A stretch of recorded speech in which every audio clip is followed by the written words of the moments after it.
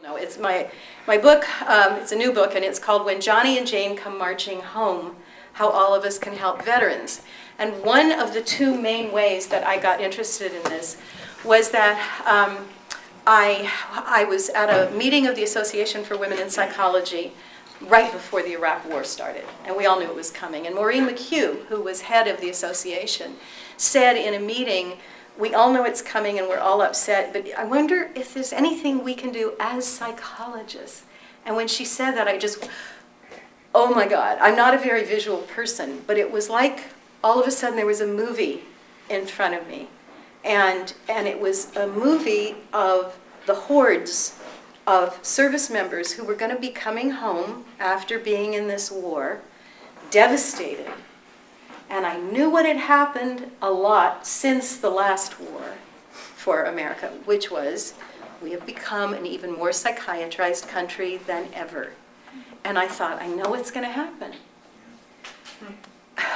Sorry, I've interviewed so many veterans in the last year and a half, and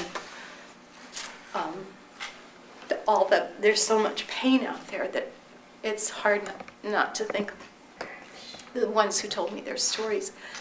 So I knew what would happen. They would come back, they would be devastated because it's war, and then the whole country, not just the mental health professionals, but the whole country that watches Oprah and watches everybody, has learned that's a mental illness. PTSD, right? We know what that is. That's PTSD. Send them to therapists, right? And please close the door behind you when you go to see the therapist, because we don't want to hear it. And get meds, because like everybody else in the country, if you go see a therapist, you're increasingly likely to get meds and decreasingly likely to have anybody really listen to you. And so I thought it was going to happen, and I'm devastated to say it did, and it's worse than I had thought it would be. But I started making notes and doing clippings and so on to write this book, which no publisher wanted. They all said, yeah, we can see this is an important issue, but books about war aren't selling. Anyway, MIT Press Trade Division finally decided to publish it.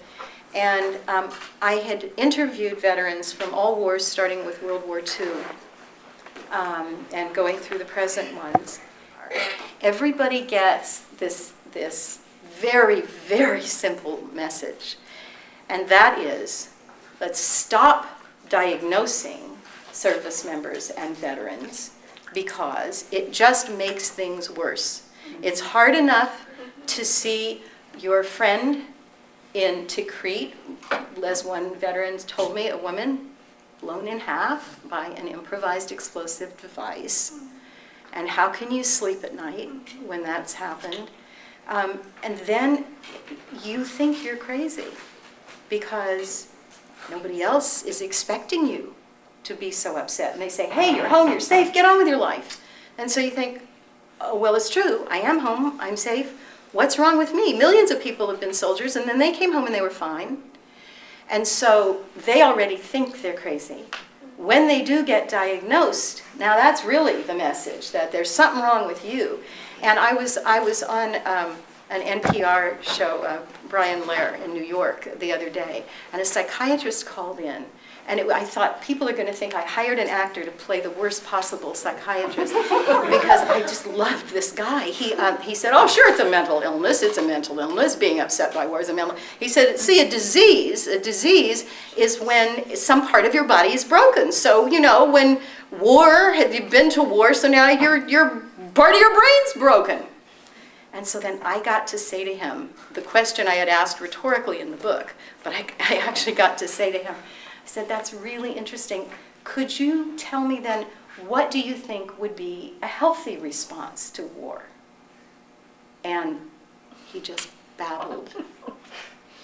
So we can't be calling a healthy, understandable human response to war a mental illness, because it adds to their burden, and it makes it very likely that they will be put not on one drug anymore, but 6 or more.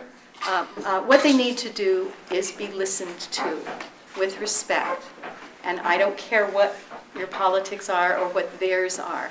I'll tell you really briefly, there was a young man who had been at war in Iraq. And boy, he looked like he was about as fit as any human being, but he had been horrifically physically injured. He went to war because of 9/11. He went to war to keep this country free. He went to war to liberate Iraq, and he did. And people thanked him in Iraq, and he'd go back in a second if he weren't so physically disabled that they won't let him go. And he's devastated that he's not allowed to go back, because he was doing something that mattered. He was doing a lot of things that mattered from his point of view. And he said to me, I hear a woman scream every night. And I said, why? And he said, because there was this woman, and she was across the street from my outfit, and he said, we thought she had dynamite, and we thought she was going to blow us up. So I picked up my gun and I killed her. And I said, are you sure it was you who killed it? Other people fired it? No, it was just me. And he said, and then we found out that she had been carrying dynamite and she was going to blow us up. I said, oh, so you were right. But you hear her scream every night? And he said, I wasn't raised to kill. Every veteran I talked to from any war, even if they had 1,000 toy soldiers as children, even if their fathers and grandfathers served in the military and they were proud to go, and then they all have 10 weeks of basic training, and then they all have advanced training, and they are prepared to go to war, and they all say nothing can prepare you for what it's like. The loss of innocence, the grief about so many things, the fear, the anxiety, the rage. And when some of them believe that their country has lied to them, or their sergeant has given a stupid order, or whatever it is, or that Halliburton's making a lot of money from their war and they're risking their lives, then they are devastated, they're angry. And when they come home, they are isolated, they're terribly isolated. So everybody so far today has talked about how horrible isolation is. And, you know, psychologists have not proven very much about anything, but one thing that keeps coming out is just about any kind of suffering is made worse by isolation and made better by connection, human connection. And so one of the things I want to suggest that people do is to make that respectable. When people say, this just makes me crazy, people will say, well, her boyfriend dumped her and she was really devastated, but I didn't talk to her because I'm not a therapist. So the pervasiveness of the whole therapy world has convinced non-therapists that they can't really do anything much for people who are suffering. So they don't try. And I want to say, what happened to friendship? We used to call it friendship. We need to do these things for each other. Patch Adams, whom I've had the joy of being in touch with because he's trying to do some stuff about veterans. Patch Adams said, in all the decades I've been a doctor, I have never once disliked a patient enough to give them a psychiatric diagnosis or a psychiatric drug. And I said, well, what do you do when somebody comes to see you and they've been called seriously mentally ill? And he said, well, if they're suffering, he said, I think my record was 10 hours. 10 hours of what? 10 straight hours of hugging. Then he said, well, it wasn't really 10 straight hours of hugging. It was hugging a lot, a little clowning, a little humor, listening, hugging again, more hugging, more hugging. All right? But you don't get reimbursed for doing that, right? And so when the whole country believes that there are technological solutions called pills or called some kind of magic things that therapists learned in their training, I don't know how to make people better when they've been traumatized by war or by a lot of other things. And when they have the moral and existential and spiritual conflicts that a lot of veterans have, however they felt about their war, then I wasn't trained to deal with that. In the Civil War, do you know what they called war trauma? They called it soldier's heart. Okay, isn't that beautiful? but the word soldier was in there. That was the cause. That was acknowledged as the cause of the pain. In World War I and then World War II, shell shock, war trauma, battle fatigue, combat fatigue. All of a sudden, we're calling it post-traumatic stress disorder. So post-traumatic, I see this as really problematic because if you've been traumatized by war, it is different in important ways from being traumatized by rape or being hit by a bus or being in Joplin, Missouri when the tornado hit. And so we mask. We all participate by using PTSD. We mask the actual cause of the suffering.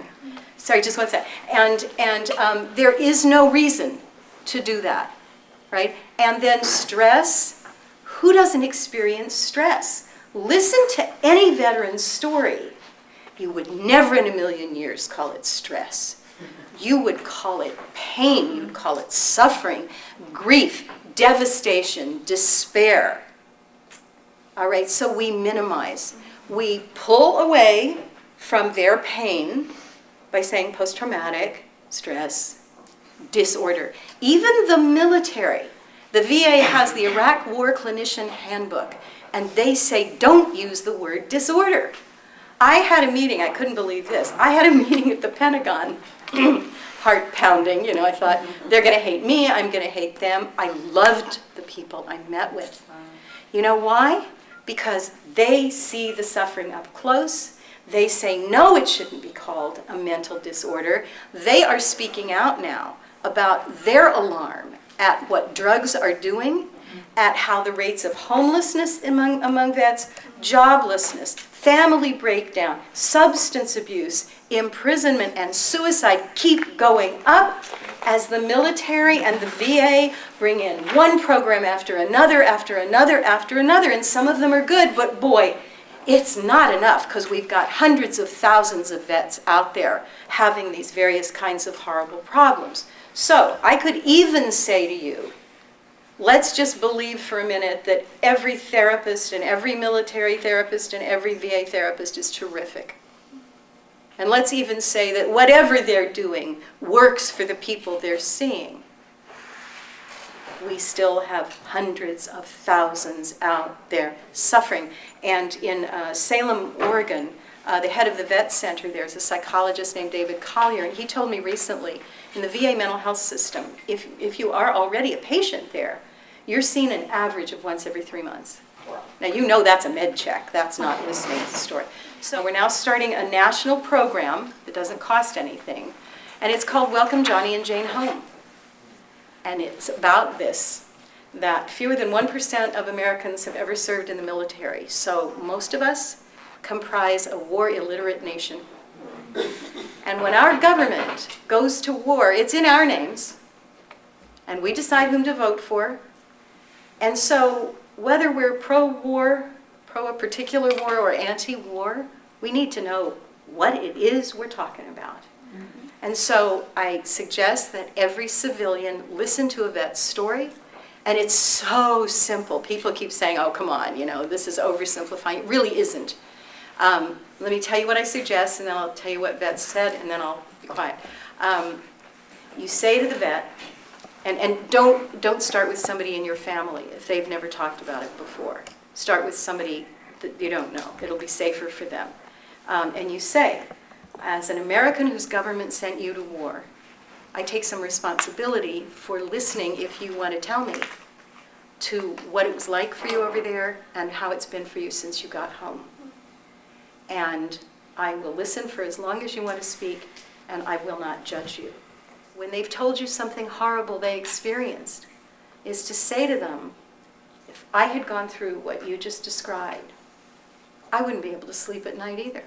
I'd hit the ground every time a truck backfired. Boy, you're not crazy. You're not mentally ill. That's a normal human reaction. They will say after that interview, that night I slept for the first time since I got back from Iraq, or even Vietnam. And they feel calmer, they feel more peaceful. No, it doesn't take care of everything, but it starts a healing process.